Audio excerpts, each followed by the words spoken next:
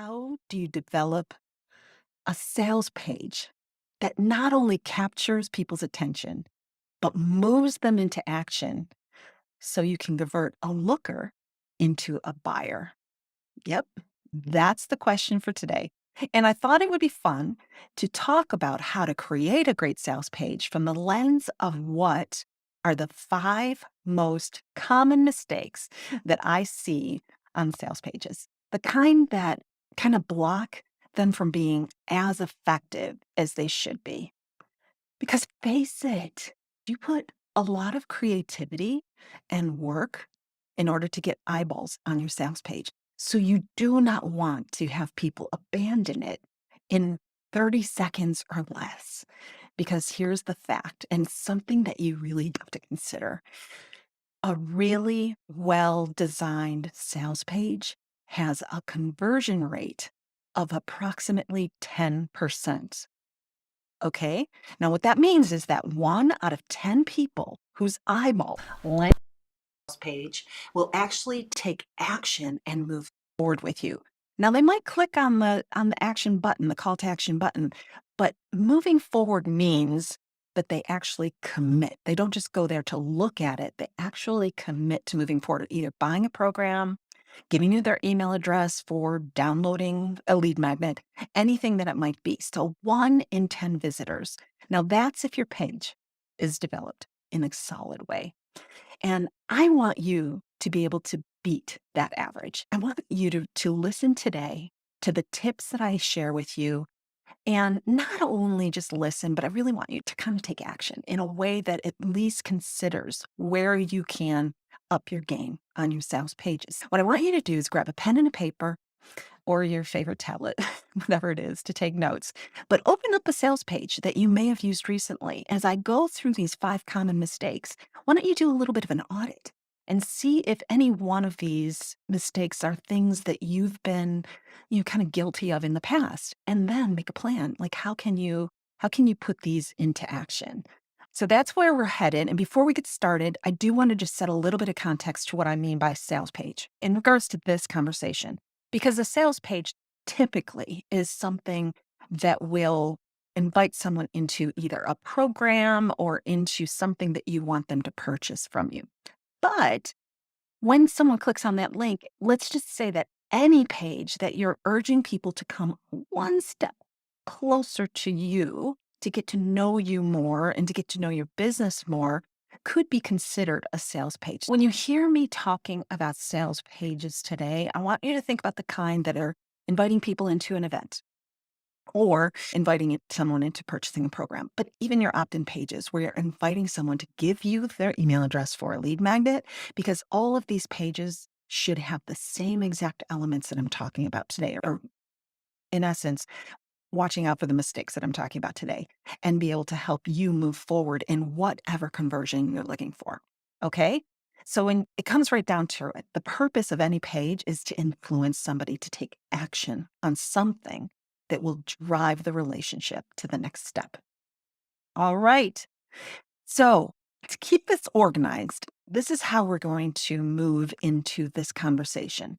I believe that there are 3 pillars when you're developing a sales page of things that you have to think about. The first one is technology. Like, what is going to be the platform that's serving up your sales page? And in some cases, this can cause problems in your conversions. So we'll talk just a little bit about technology. I don't have my propeller on today, so I won't be twirling that around and getting too deep, but I want you to consider a couple things that could be impacting the effectiveness of your sales page when it comes to technology. The second thing, or the second category, is the bigger one. That's the content.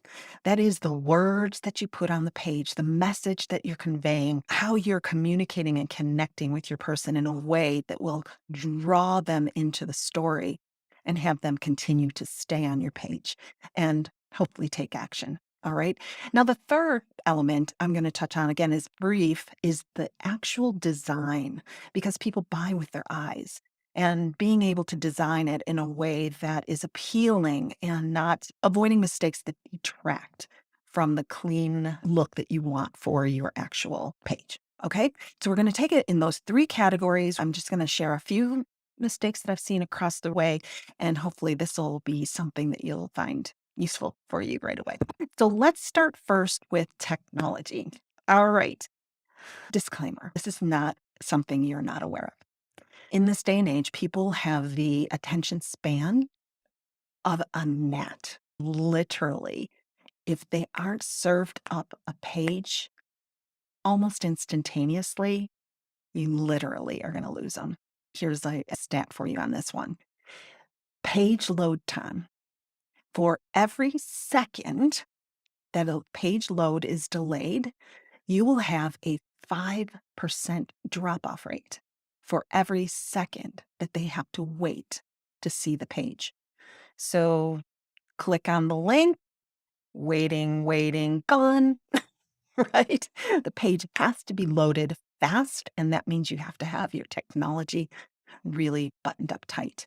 There are different reasons why your page loads are slow. You can work with the technology specialists. A lot of them have to do with the type of site you're using, different plugins that you have active. There's just a lot of different reasons, and I won't go into any of that today, but I do think it's something that you need to test and you need to make absolutely certain. And here's one spot that is if you are someone who is running Facebook ads, Google ads, anything like that, cold traffic will not wait to see your page. All right. So if you are paying money to bring people to a page and the load time is slow, man, you're just flushing that money down the drain. So be careful about your site and the health of your site. Second thing about technology is, and this just drives me batty, is people who create sales pages and they are not optimized for mobile devices. This is another statistic. You can go to the metrics on your site and see how many people are actually hitting your page from either a mobile device or something other than a desktop. You will be surprised at the percentage. It's usually a majority of people that hit sales pages from mobile devices because, you're out and about, you're having coffee, you're in line at Starbucks for coffee or such, and you're checking your mail. You're driving down the road. Unfortunately, you're at a signal, so you fill up your mail. Not that I would ever do that. But mobile devices are the primary way into a sales page. And if you don't optimize it and check this before you publish your sales page, it's going to look wonky, if that's even a word. And it's also going to look out of order. The story will not flow. The fonts might be too large or too small. The images, a left and a right image block will turn into an up and a down. And if you're trying to tell a story, which is really what a sales page is all about, that story's going to get jumbled up and it's not going to make sense to your people. So make absolutely certain that you, before publishing your sales page, that you're checking it and what it looks like. Most page development apps have a opportunity to be able to take a look at it. Thank God, in mobile and check and make sure that there's no tweaks that need to be done. Okay. So those are just two really quick things that you can do very easily in order to increase the optimization and the conversion rates of your sales page. All right, let's move on to content because this is the Mac Daddy, guys. The words you put on your sales page will make or break the conversion rate. So somebody gets there because technology's good, they get to the page, you literally have seconds. Again, you have seconds to capture their attention and speak directly to them. All right. It's the content. And the most important part of your content is what I call the most important real estate. That's above the fold. That's the top half, the hero banner, whatever you want to call it, but the top of your sales page. And I see this mistake, I'm not kidding you, over and over and over again. Has anyone ever created a sales page where they're having an event? Let's use this as an example. You're having an event, you're excited about this event. Let's say it's a 5-day challenge. And right up at the top of the page, it's join the 5-day challenge, whatever you decide to call it, whatever you've branded it. Join with so and so. It's going to be awesome. It's on this date at this time. Click here and join now. I'm like, no. Who is that about? It's about you. It's about your business. It's about your program. It's about what you're doing. And I'm telling you, there's a certain number of people who will click on the page because they've heard about the program and want to see that. But there's a good number of people that you're trying to promote this event to. And unless they know why they need to read this page, you're talking about yourself instead of them, you're going to shut down, bail out. The number one thing that you can do to make your sales page more effective is use the top real estate, the hero's banner, to talk about the transformation that someone is going to go through if they join your program, if they buy your solution. I like to call it the transformational journey, right? So if you think about it, we as humans all want to evolve. We do. It's about survival. If you don't get stronger, faster, better, you're going to get left behind, right? That's what our primitive brain is telling us, our subconscious. So at the heart of who we are as people, we do want to evolve. And so if I open up a sales page and I see something that tells me how I will evolve, what is the transformation that's going to happen for me? Become the kind of woman who will do this. Join my program. Get this type of a result, get this kind of an outcome. Join this 5-day challenge. The very beginning of the sales page, literally needs to be about who they are becoming and what it is that they're going to get. Donald Miller, who is a mentor of mine, StoryBrand. If you haven't read StoryBrand or seen anything from Donald Miller, you really should check him out. He's brilliant when it comes to sales and marketing messaging. He has something that he calls the grunt test. I know it sounds kind of weird, but he says that your sales page needs to pass a grunt test, literally, as if, I hope this doesn't sound disparaging the way I'm saying it, as if a caveman were landing on it and could only see it for a few minutes. And the other reason I say caveman, it's like somebody who doesn't have to think too much, doesn't have to process or be emotionally intelligent, but they can just see this page. And within just a few seconds, they have the answer to these 3 questions. What are you offering? How will it make my life better? And how do I buy it? I'm going to talk about that one in just a minute. But you have to make it very simple and clear, inspirational. If you spend 75% of your time on the first half of developing your sales page, everything else will flow from there. It's literally the place that just needs the most attention. The more clear and compelling the top half of your page is, the longer that people will stay and read on. All right, so let's move on to the next mistake that I see happen quite often. I can't emphasize this enough. You have to be very specific in the language that you use throughout the page, in how you describe the problem and how they are experiencing it, and also how your solution uniquely solves that problem. Okay, now I just said a lot there, and I'm not kidding you. If I had to say the top half of the page is important, the grunt test, number 1 on the list of things you've got to pay attention to. Number 2 is right here. When I work with women on developing the languaging for their sales page, their messaging, the thing that we spend so much time on is getting into the heads of their ideal client, not communicating from your perspective, but communicating from their perspective. And here's what I mean by that.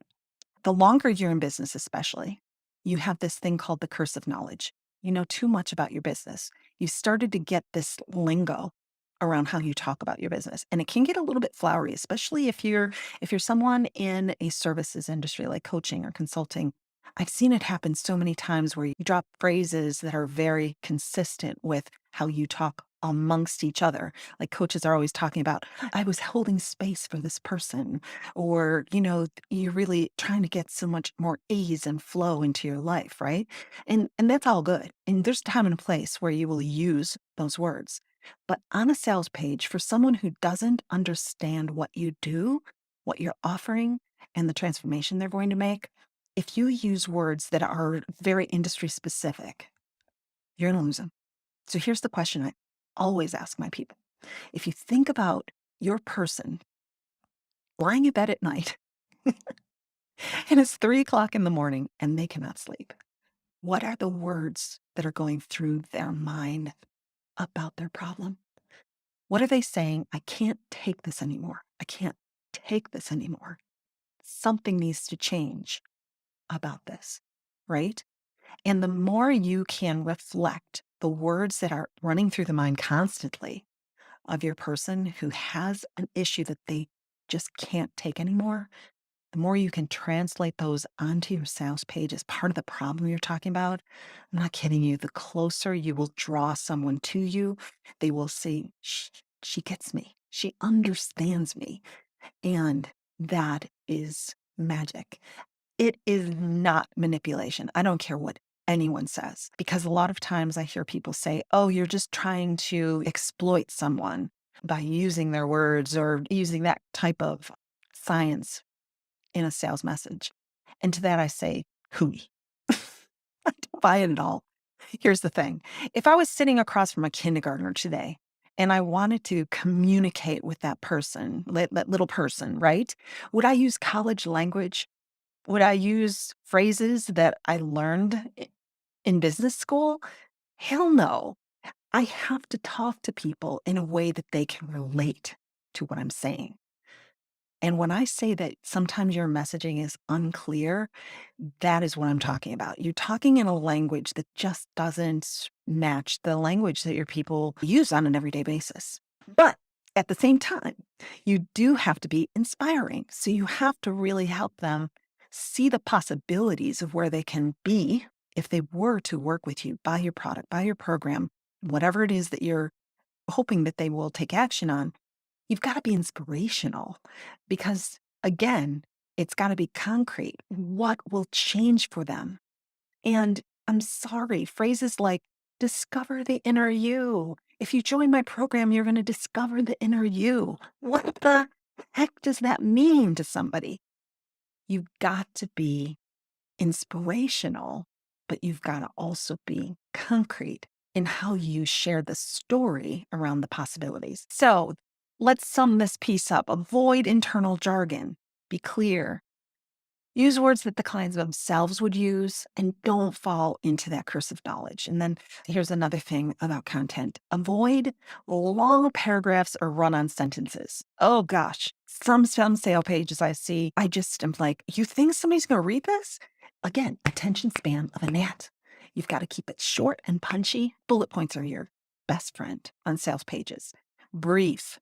The eye can't, and we'll talk about this in design, the eye cannot absorb as much information as you feel like you need to put on that page. You've got to be extraordinarily creative in how you're able to communicate in a way that gets the point across, but doesn't go on and on forever and ever. I know this is easy. Really, no problem. All right. Let's talk about the next section that I see in regards to content.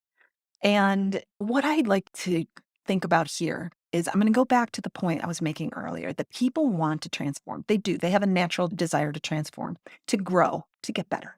But as humans, we are also averse to risk. We're afraid or in fear of doing something that will make us look bad, that will get us a bad reputation, that will be considered a failure, right? So there's this yin and the yang of transformation. I want it, but I'm scared. Am I sure this person is the person I trust to transform with?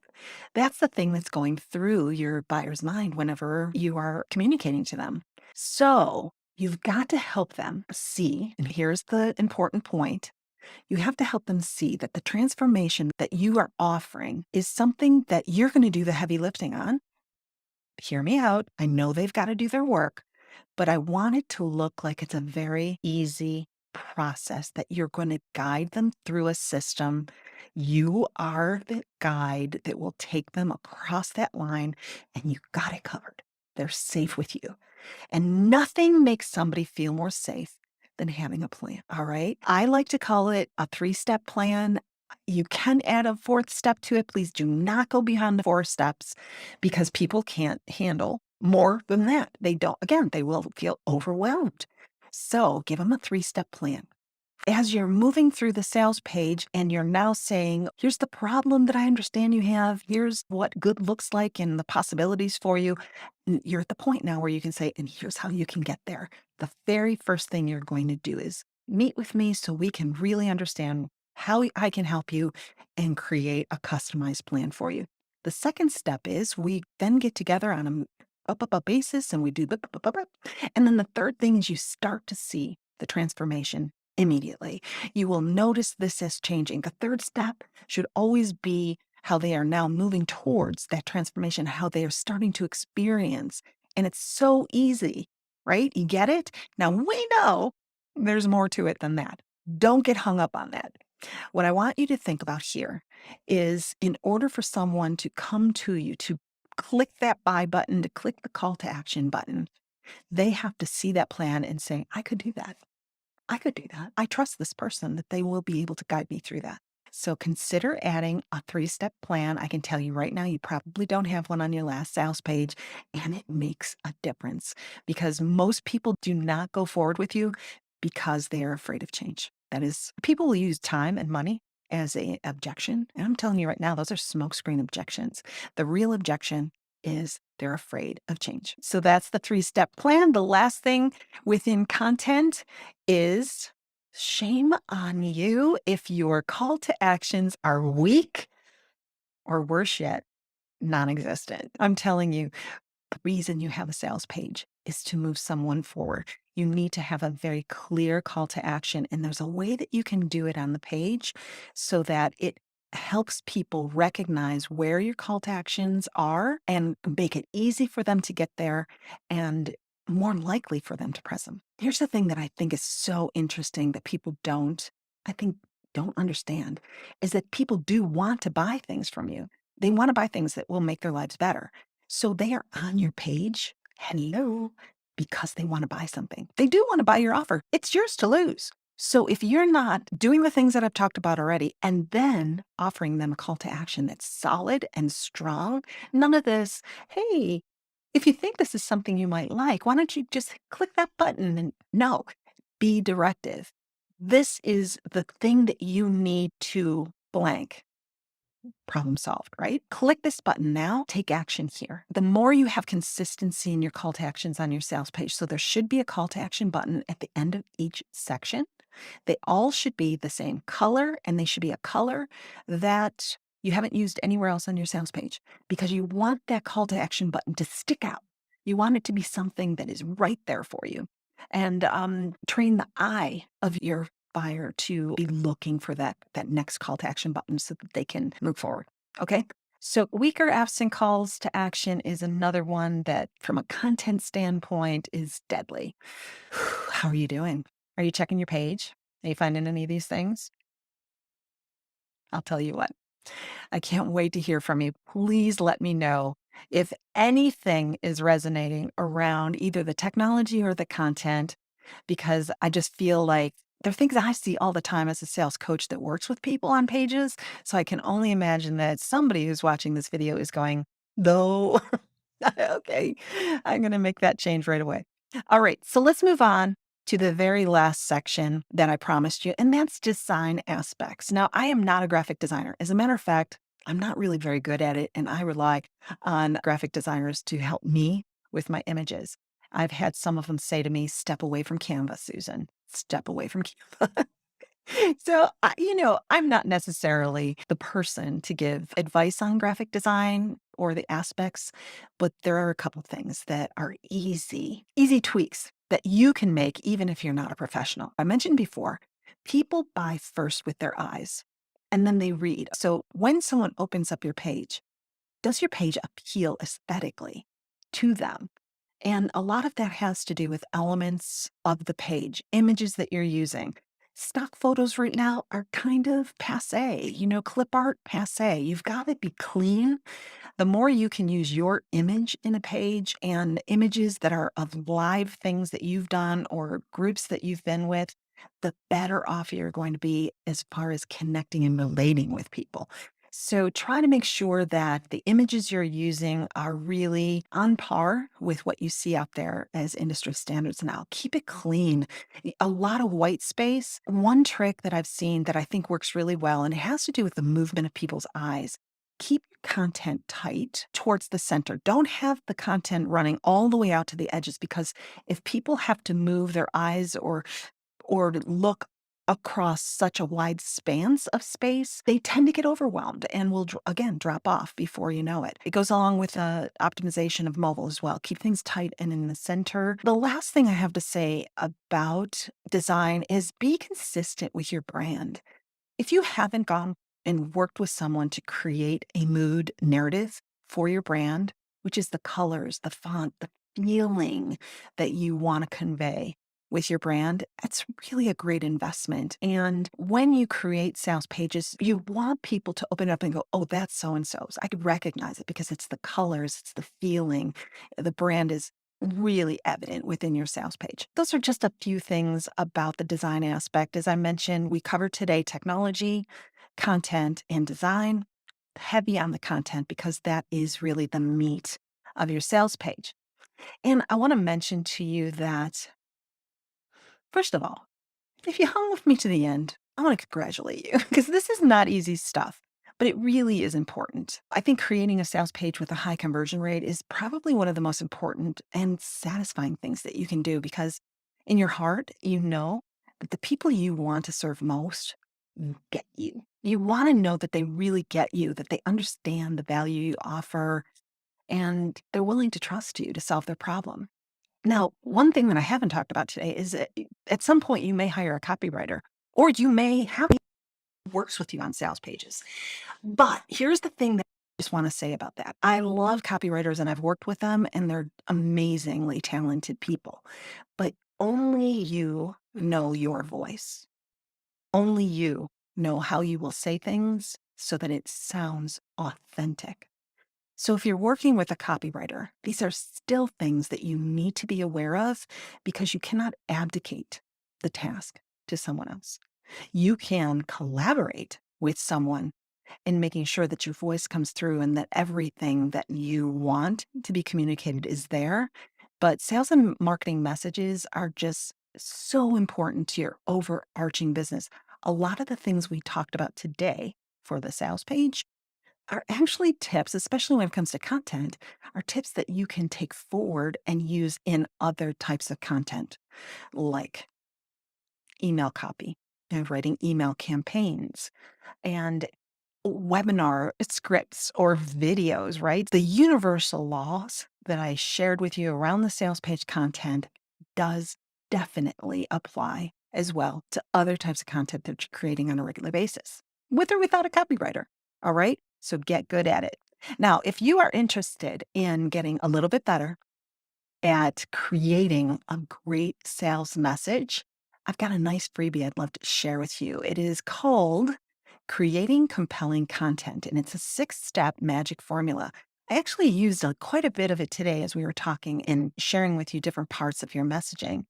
But if you download this, it's a little video, then a workbook, 15 minutes of time. It gives you a great framework, repeatable framework that you can use to create a kick butt message that you can use throughout your sales page and any other content. All you have to do is hit up the uwib.info/formula link. It's on the screen there to show you where to go and download that free resource. And I'm not kidding you. I've gotten amazing feedback. People are like blown away by using this framework. They're saying they just never knew what it was like to pull out a piece of paper and not have to start with a blank sheet and reinvent the wheel. I hope this was useful and you enjoyed it. If you're so moved to connect with me and let me know what your thoughts are about what I shared with you around creating sales pages, I would really appreciate feedback.